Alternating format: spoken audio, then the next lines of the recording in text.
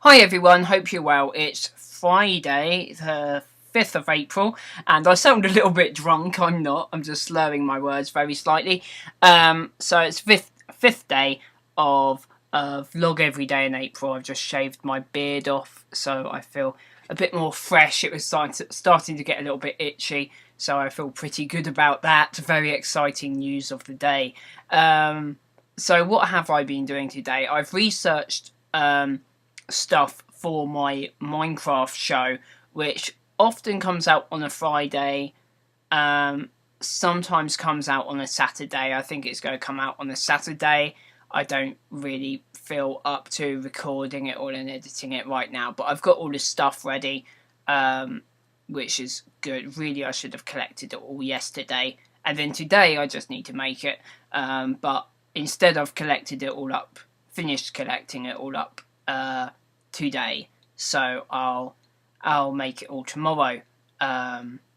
So it always feels a bit more easy when I've got the list of stuff ready. All I have to do is record it and edit it and put it up, rather than do all of the research, because going through everything is a bit that takes the most time, basically, because going through all the stuff from the last week to try and find bits that are worth showing.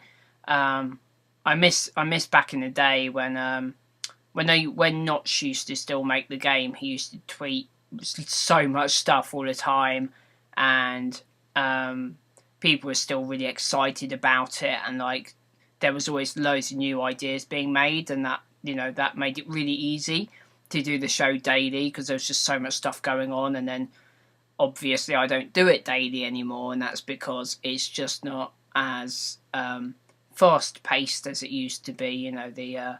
The news is occasional, although there is some really good news about 1.6. They're going to have horses, but I'll talk about that tomorrow. And yeah, and in terms of people making videos, there's a bunch of people who make really awesome videos, so I end up featuring all the time now. And then occasionally people come up with original ideas, but a lot of things have already been done now, whereas back in the day it was sort of like people doing all sorts of things for the first time ever. So I do miss that, because it made it really easy. All I had to do was sort of like browse through forums and stuff for like half an hour, and I'd have more than enough stuff. And nowadays I have to browse about for around 4 hours, and well, maybe not 4 hours, but several hours, and sometimes I still don't really have enough stuff to talk about. But I think I've got enough stuff for a good show tomorrow, so look out for that if you're interested. And also today I played a little bit of Scrolls. This is Mojang's other game, their card game they're making, and that's going into like open public beta at the end of this month. So I've got alpha access at the moment, so I've been playing quite a lot. And I also read on the Scrolls forum a player came up with a really good way of grinding gold. So I've been doing lots of that and buying lots and lots of extra cards with in-game currency that you win through playing. But this person designed a really good deck for grinding lots and lots of gold. So that's what I've been doing to try and collect as many cards as I can, so that I can somehow, I don't know, practice or come up with some good videos before public beta to help people out who are new to the game, and also just to get kind of exclusive content out there before everyone else does, kind of thing, which is usually a good tactic. Plus, I'd like to learn more about the game in case it really does take off, because I really enjoy it. So I'd really like to see it become very popular.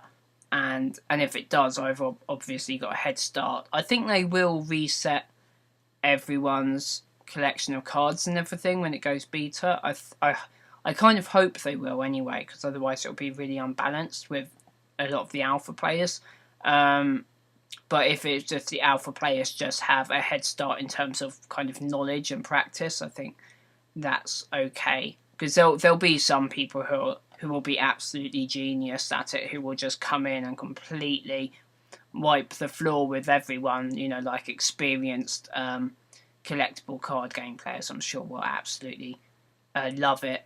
Because it's so different as well. It's not just I mean, Blizzard have announced their Hearthstone, what's it, Heroes of Warcraft card game thing, which basically just looks very, very simple and very like Magic the Gathering, but maybe even more simple, but just your standard playing monster cards and just, but that's because they're going for a wide audience. They want everyone to understand the game and play it.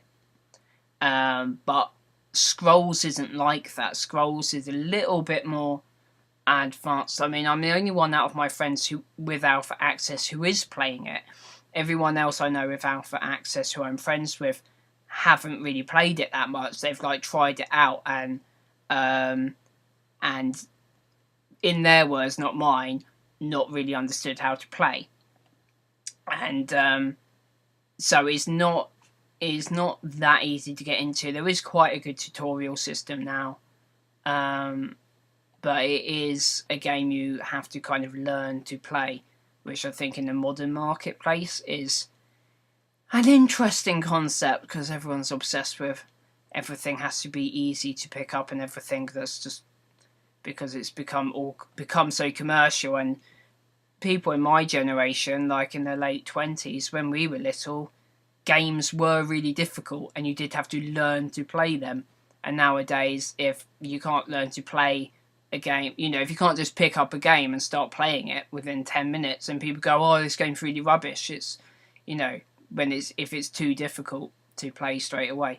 But anyway, enough about that. I really enjoy Scrolls, and I hope it will be popular, because I'd like to do some kind of Scrolls content and stuff. It would make a nice change, and I do really enjoy it. Another game I got into quite a lot that I haven't played for a couple of weeks, but I was playing quite a lot of it, was Awesome Noughts, which I don't know if maybe Awesome Noughts is still kind of growing in popularity or not. I'd really like to see that get popular, because it's, for those of you who don't know, is that a siren? Yeah, it is. Those of you who don't know, Awesome Noughts is like a kind of MOBA, but it's 2D side-scrolling, so it's like jumping and platforming and shooting at each other mostly, and but it's really fun. But it's quite, again, there's this thing about it's quite difficult. But other MOBAs like LOL and Hon was one, wasn't it? And what's the other one? Dota. I can't really get into them that much. There's something about them. It just doesn't really click with me.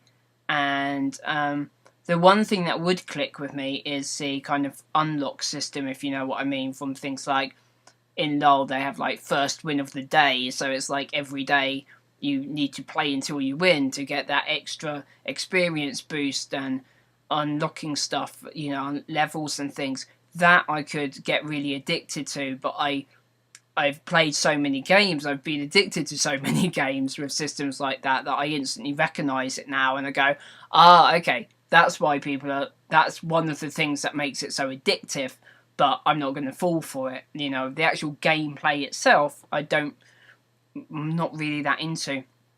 But Awesome Noughts feels really fun, and like every character has its own like little theme tune and stuff. I really love it. So I'd like to see that increase in popularity, so it's at least a bit closer. I don't think it would be more popular than LoL, but a little bit closer to things like that, where lots of people are playing it and there's a significant audience for it. I'd really like to do content about that game. And I also read an interview with Notch on Polygon where he talks about 10 to the C, the game he was experimenting with, or still is experimenting with, but no one knows. He doesn't really know if it'll ever even get finished, even get released, because there's lots of ideas, but it's a case of like making it fun is a difficult thing for any game, like just finding the factors that make it a fun game. But that would be cool. There's some cool ideas there. So I hope he does like make something of it eventually. That'd be cool. So anyway, that's enough talking about computer games. I was meant to be at at one point I was meant to be at Gemucon this weekend. So but it kind of fell through. So I had a ticket and stuff, but in the end I just couldn't really Because quite far away from me, I couldn't really justify the trip in the end, and I didn't have as much spare cash as I thought I'd have. So I'm not at Gemucon, but I hope anyone who is having lots of fun, and maybe next year.